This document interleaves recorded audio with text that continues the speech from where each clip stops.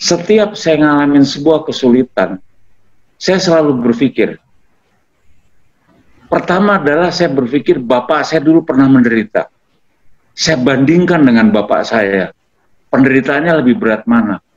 Saya kadang berpikir, belum seberapa saya, karena bapak saya dulu berjuang untuk negara, dia setor nyawa. Ya, bapak saya kan pejuang 45, saya hanya berpikir itu. Tapi kalau saya berpikir bahwa penderitaan bapak saya masih terlalu kecil dengan saya larinya ke Kristus. Penderitaan Kristus lebih gila.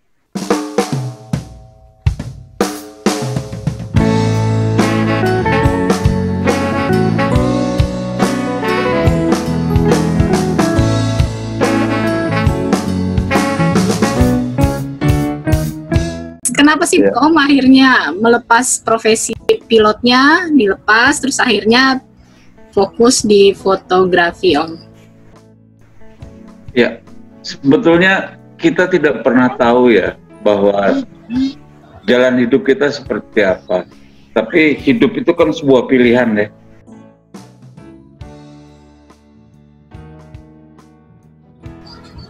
Saya juga tidak tahu kenapa saya memberanikan diri untuk keluar dari pilot ya. Terus saya sempat nganggur setahun, terus tiba-tiba pada saat itu saya berpikir menjadi fotografer. Padahal waktu tahun 78, 79 yang namanya fotografer itu ya, maaf ya, ya seperti istilahnya tukang foto ya. Oh, masih dianggap rendah gitulah ya Om ya? Oh iya, nggak ada sebuah profesi fotografer zaman dulu kecuali ya tukang foto itu tadi, kecuali jurnalis ya, fotografer jurnalis. Tapi kalau fotografer profesional hampir tidak ada. Tapi pada saat itu dalam hati saya berpikir bahwa seharusnya fotografer itu seperti kayak profesi yang lain, kayak lawyer, kayak dokter, yang harusnya sejajar seperti itu. Cuman memang tidak ada sebuah pendidikan yang formal waktu itu. Tapi saya berpikir, ya kayak misalnya pelukis saja ada profesinya disegani. Musisi misalnya, ya kan? Kenapa fotografer enggak? Nah disitulah pada akhirnya saya berpikir bahwa mungkin ini jalan yang diberikan, ya mungkin saya tidak so agamais ya, diberikan kepada Tuhan, ya kepada saya, ya, dengan bisikan bahwa kamu harus memberanikan diri untuk merubah profesi ini. Nah, saat itulah saya coba belajar ya bagaimana bahwa profesi fotografer atau kita beraktivitas di fotografi itu orang respect gitu. Jadi saya pertama belajar itu bukan justru teknisnya, justru kaitannya dengan non teknisnya. Saya belajar bagaimana seorang dokter itu kok bisa orang senang datang ke sana, bagaimana seorang lawyer itu orang bisa respect. Saya pelajarin ke sana sampai saya datengin dokter gitu hanya pura-pura sakit ya saya pengen tahu gitu.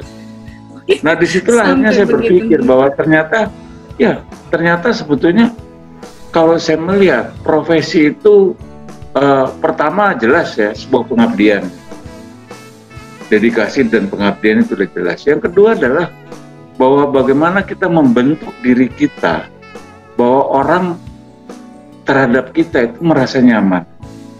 Saya nggak tahu bahwa itu ternyata yang sekarang orang banyak istilahnya seperti kayak leadership, entrepreneurship ya. Saya nggak tahu, baru sekarang saya sadar, oh dulu mungkin saya melakukan itu yang istilahnya sekarang itu gitu. Dan disitulah sebetulnya pada saat saya menjalankan profesi fotografer, sebagai fotografer, saya tidak berpikir lagi mengenai materi. Karena pada saat itu saya berpikir bahwa Tuhan memberikan jalan kehidupan saya yang kedua, mungkin kesempatan saya yang kedua terakhir. Jadi saya harus betul-betul mendedikasikan. Jadi saya balik bahwa ini adalah sebuah profesi yang saya harus abdikan. Pada saat saya berpikir ke sana, jadi saya selalu berpikir bahwa ada peran abstrak yang saya tidak bisa lihat tapi saya bisa rasakan.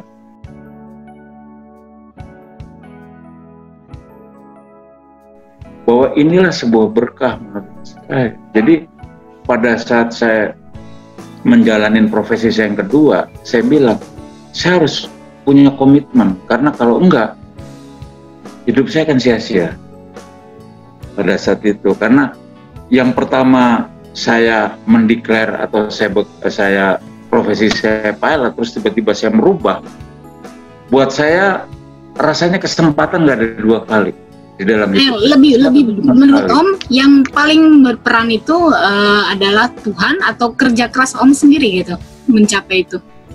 Oh, kalau kerja keras secara otomatis. Jangan salah, kita kerja keras tanpa kita juga berpikir bahwa ada suatu kekuatan di dalam kerja keras kita, itu bullshit namanya. Itu apa ya? Orang yang so over pede gitu. Dan itu biasanya manusia seperti itu, keakuannya keluar. Banyak sekali misalnya dulu susah terus sukses, ya dia merasa bahwa sukses dia ya adalah sukses kerja keras seperti itu tadi. Akhirnya dia lupa gitu loh. Ada peran magic ya yang tidak bisa dilihat bahwa kita sampai sukses. Mengejar satu cita-cita, punya ambisi boleh, jangan ambisius. Manusia lupa akan itu kadang-kadang, yang saya perhatikan. Nah, saya belajar ke sana. Jadi makin tua, saya mempelajari itu sampai akhirnya pekerjaan saya atau profesi saya jadikan ada spirit of life. Karena apa?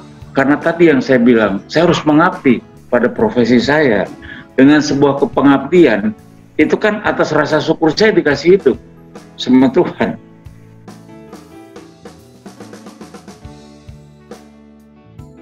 Dalam usia saya segini saya dikasih sehat, saya harus bersyukur kan.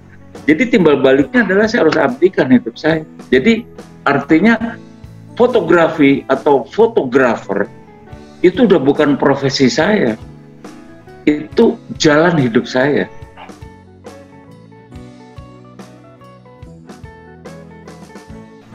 Jadi sampai sekarang spirit saya masih tinggi kalau saya bicara fotografi.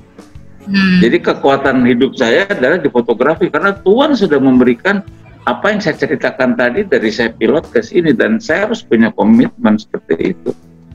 Bagi Om tuh jadinya material itu nggak terlalu penting lah gitu, yang penting fokus pada fotografi tadi ya. Nah itu mulai sejak kapan tuh Om? Sejak kapan itu Om? Apa sejak punya banyak duit? Sejak dari dulu. Sejak dari dulu.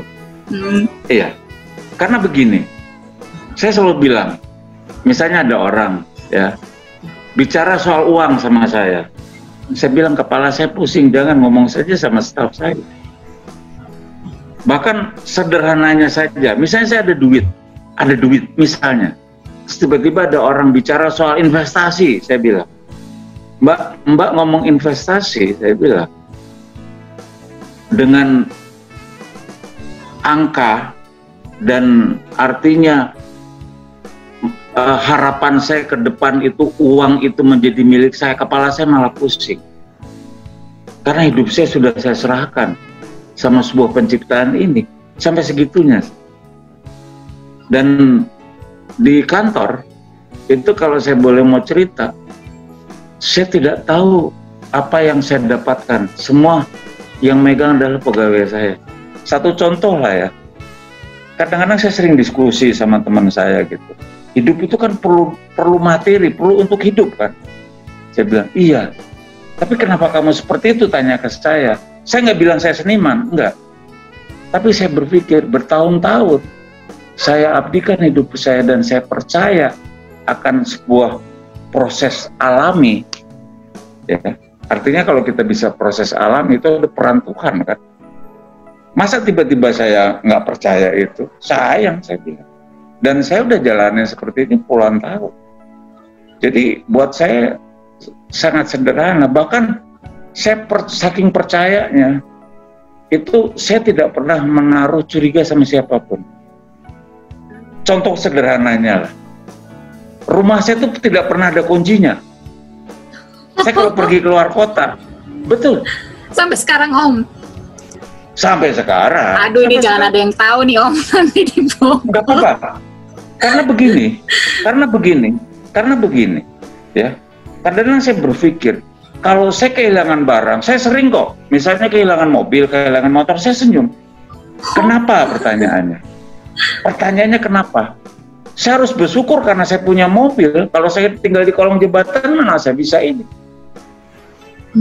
Pernah lagi untuk ini banyak saya ceritanya. Kebetulan saya ingat bagian keuangan saya untuk bayar gedung. Saya tuh bayar gedung 2 tahun. Itu disikat sama dia. Lagi hamil, disikat. Begitu saya tanya ini mesti bayar. Uang nggak ada Pak. Loh kemana? Saya bilang gitu. Kan saya nggak pernah ngecek. Pokoknya saya percaya dan di dalam pikiran saya sudah tersedia untuk kontrak 2 tahun. Hilang tiba-tiba. Alasannya gini gitu. Terus saya bilang gini dah. Saya coba audit ya. Saya bilang. Saya panggil auditor ya ternyata dia main duit. Dan duit itu sudah dibeliin mobil lah untuk rental segala macam. Untuk bapaknya sakit katanya segala macam. Terus ya ada masukan dari teman. Panggil polisi aja gitu. Udah polisi ini dan dia ngaku. Terus polisi bilang, Pak ini mau diapain? Mau masukin penjara atau enggak? Saya cuma ngelihat dia lagi hamil 5 bulan. Kalau dia di penjara itu anak kasihan. Dan dia udah nggak bisa bayar lagi. Nilainya gede sekali, hampir 400 juta kok. Buat saya gede sekali waktu itu. Kira-kira terjadi 8 tahun yang lalu. Saya panggil itu. Kamu pada saat kamu hamil, kamu jahat terhadap saya. Tahu nggak itu berakibat apa? Berakibat terhadap anaknya. Anak kamu sebetulnya. Kamu kepikiran nggak gitu? Dan kamu tahu bahwa kamu pegawai saya dengan susah payah bekerja untuk mencari uang, tiba-tiba kamu nggak. Tapi kalau kamu sekarang saya penjarain, saya bukan kesian kamu, kesian anak kamu sebetulnya. Dan kesian bapak kamu yang lagi sakit, pasti bentar lagi meninggal mati. Ya udah saya maafin, mau diapain duit udah nggak ada. Udah nggak lama begitu pas selesai 2 bulan kemudian saya dapat pekerjaan 2 kali lipat itu. Untuk gantiin. Buat saya itu Tuhan adalah ya, kalau rela gitu ya Om ya. Itulah. Dan saya bukan sekali 2 kali saya ngalamin.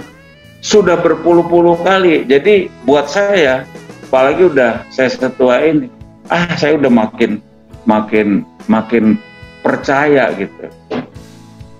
Jadi percaya dengan sebuah kebesaran Tuhan, percaya dengan kasih Tuhan, percaya dengan apa yang disebut mujizat jadinya gitu.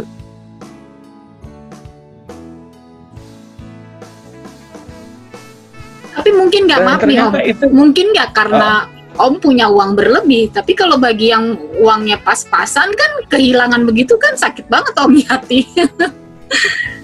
Percaya nggak Mbak, waktu 2 bulan yang lalu saya nggak punya duit, sama sekali nggak punya duit.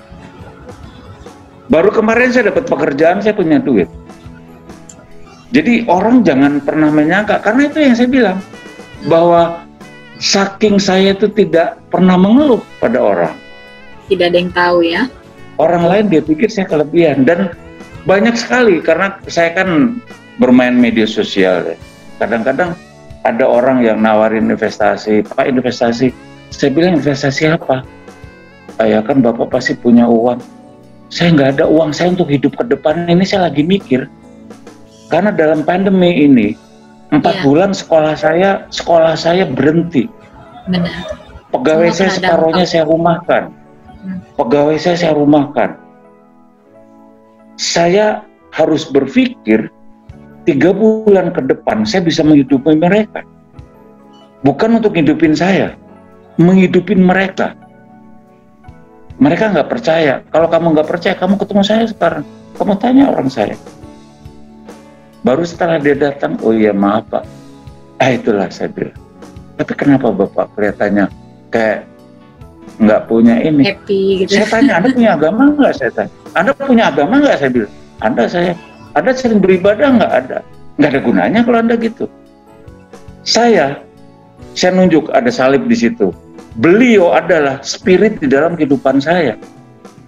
Bukan saya kalung-kalungin, tapi saya masukin ke dalam jiwa saya.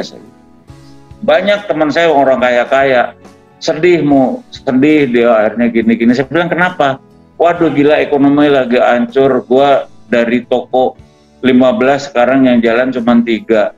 Terus saya bilang, kamu harusnya sekarang kamu pergi ke kolong jembatan, kamu ngobrol sama orang yang susah makan, kamu bersujud sama Tuhan, saya bilang. Bahwa kamu masih dikasih hidup dan kamu masih ada harta, saya bilang. Bersyukur ya.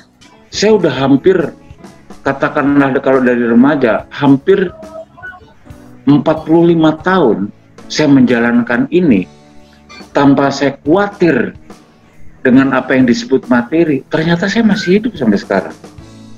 Setiap saya ngalamin sebuah kesulitan, saya selalu berpikir, pertama adalah saya berpikir bapak saya dulu pernah menderita. Saya bandingkan dengan bapak saya, penderitaannya lebih berat mana. Saya kadang berpikir, belum seberapa saya, karena bapak saya dulu berjuang untuk negara, dia setor nyawa. Ya, bapak saya kan pejuang 45, saya hanya berpikir itu. Tapi kalau saya berpikir bahwa penderitaan bapak saya masih terlalu kecil dengan saya larinya ke Kristus. Penderitaan Kristus lebih gila. Artinya apa? Saya sebagai umatnya nggak ada apa-apanya. Kalau saya sampai ngeluh, luar biasa. Jadi saya tidak pernah ngeluh dari dulu sampai sekarang. Karena buat saya adalah ini suatu pembelajaran saya menjadi dewasa di dalam saya menjalani hidup. Dan akhirnya faedahnya itu ada.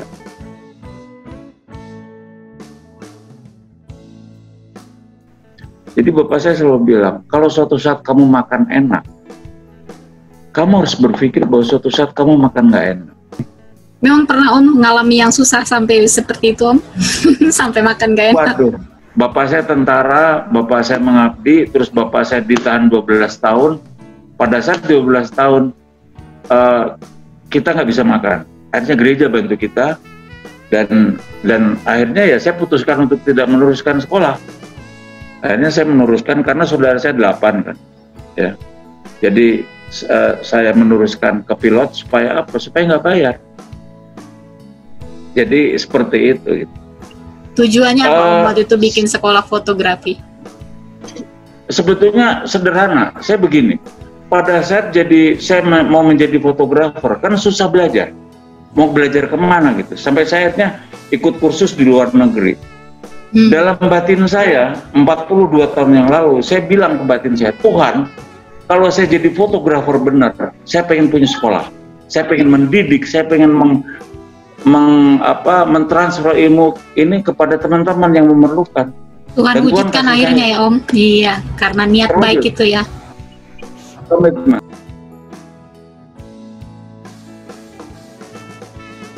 Tadi kalau yang saya tangkap adalah Om bilang komitmen ketika kita mengambil keputusan, komitmen, maka berikan yang terbaik melalui bakat kita, talenta kita, gift yang dikasih oleh Tuhan, anugerah yang dikasih Tuhan kepada kita, harus kita share juga kepada orang lain, begitu ya Om ya.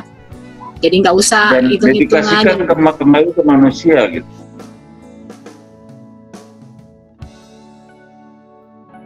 Saya bercerita ini bukan teori, ini sebuah pengalaman yang saya jalankan. Ya. Jadi sudah tidak bisa dipungkiri lagi dengan teori apapun. Seperti itu.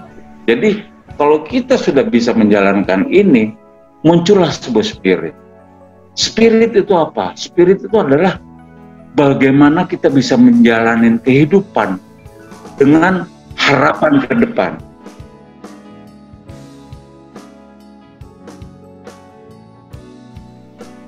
Jadi pada saat kita ngalamin kesulitan segala macam, kita hanya berpikir aja, oh ini karena saya istilahkan, ini sebetulnya lagi mendung aja, ini lagi berkabut aja, ini lagi malam hari. Kita harus menyongsong siang hari, matahari terbit. Kita harus menyongsong matahari terbit. Seperti sekarang misalnya, banyak sekali teman saya yang patah semangat mengenai COVID. Ya, wah, alasan aja nggak dapat pekerjaan. Betul. Saya cuma satu kata saya omongin, lu harus bersyukur. Dia tanya, kenapa bersyukur? Lu masih hidup nggak kena COVID? Benar. Coba rasakan kamu sekarang pakai selang-selang, apa yang terjadi? Dengan rasa syukur itu, akhirnya Anda punya spirit, Anda menyongsong ke depan, Anda punya harapan. Karena harapan itu ada di depan. Dan selalu harapan itu, Tuhan itu ada di depan kita. Karena kan, kenapa saya taruh Tuhan itu di depan kita? Ya kita kan mengejar ke depan. Sampai pada akhirnya Tuhan selesai lu. Kamu udah selesai ya di dunia. Nah udah selesai. Balik. Om. Aduh, ya. Terima kasih nih Om. Ujungnya di situ tuh, balik katanya. Kalau udah selesai di dunia, balik. Harus disudahi juga nih obrolannya. Karena udah sampai ujungnya nih.